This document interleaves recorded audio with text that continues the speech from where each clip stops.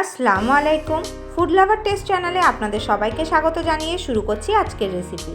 আজ আমি আপনাদেরকে বানিয়ে দেখাবো চাল কুমড়ো দিয়ে ডিমের রেসিপি। এই রান্নাটা কিন্তু আমি আমার মায়ের থেকে শিখেছি। তো আমার মা যেভাবে বানান আজকে আমি আপনাদেরকে সেইভাবে বানিয়ে দেখাবো। তো চলুন শুরু করা যাক। প্রথমে একটি কড়াই নিয়ে নিয়েছি। কড়াইতে আমি দিয়ে দেবো কুচি করে কেটে রাখা চাল কুমড়ো। এখানে আমি একটা মিডিয়াম সাইজের চাল কুমড়ো নিয়েছি, আর সেই চাল কুমড়োটাকে একটু লম্বা করে কেটে নিয়েছি। আপনারা যে কোনো শেপে এটা কাটতে পারেন, আমার এইভাবে কাটলে ভালো লাগে সেই জন্য আমি এইভাবে কেটেছি। এবার এর মধ্যে দিয়ে দেবো কিছু গুঁড়ো মশলা, দেবো লবণ, হলুদ গুঁড়ো, লাল লঙ্কা গুঁড়ো, জিরে গুঁড়ো আর ধনে গুঁড়ো।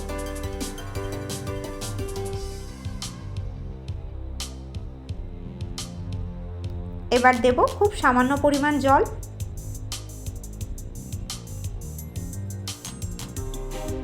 জলটা দেওয়ার পরে কড়াইয়ের ঢাকনা দিয়ে মিডিয়াম ফ্লেমে এটা 5 মিনিট রান্না হতে দেব।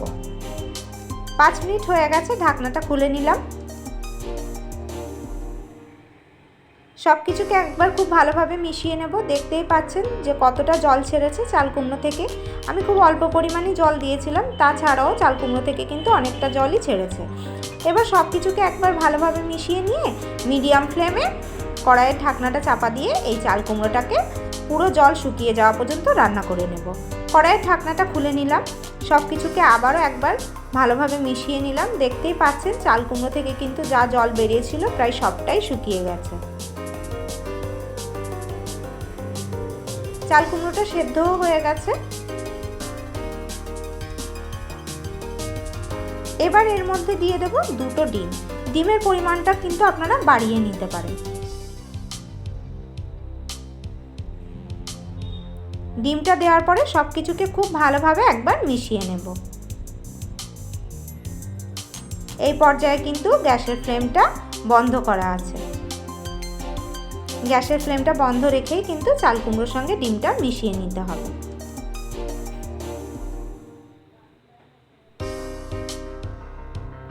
তো চাল কুমড়োর সঙ্গে ডিমটা ভালোভাবে মেশানো হয়ে গেছে। এবার এই চাল কুমড়োটাকে একটি অন্য পাত্রে ঢেলে নেব।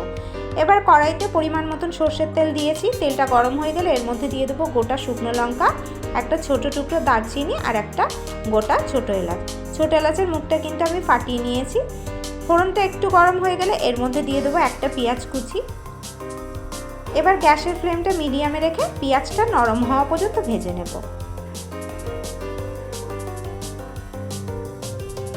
পেঁয়াজটা কিন্তু একটু নরম হয়ে গেছে। এবার এর মধ্যে দিয়ে দেবো আদা রসুন বাটা, আরও খানিকটা পরিমাণ লবণ, লাল লঙ্কা গুঁড়ো আর মরিচ গুঁড়ো। গ্যাসের ফ্লেমটা মিডিয়ামে রেখে এই সব মশলাগুলোকে তেলের মধ্যে একটু কষিয়ে নেব 1 থেকে 2 মিনিট।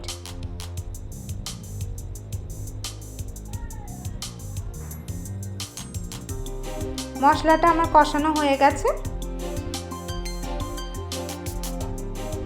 এবার এর মধ্যে ডিম আর চাল কুমড়োটা দিয়ে দেব। এই পর্যায়ে কিন্তু গ্যাসের ফ্লেম মিডিয়ামে থাকবে। চাল কুমড়োটা দেওয়ার পরে সব কিছুকে আবারও খুব ভালোভাবে মিশিয়ে নেব।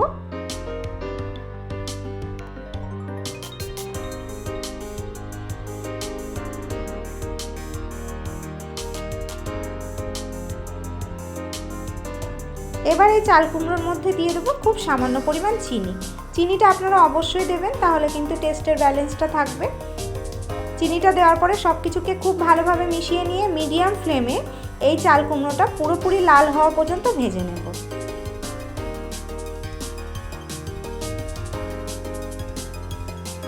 চাল কুমড়োটা আমার ভাজা হয়ে গেছে। দেখতেই পাচ্ছেন কত সুন্দর রং এসেছে, আর চাল কুমড়ো থেকে কিন্তু তেলও ছেড়ে দিয়েছে।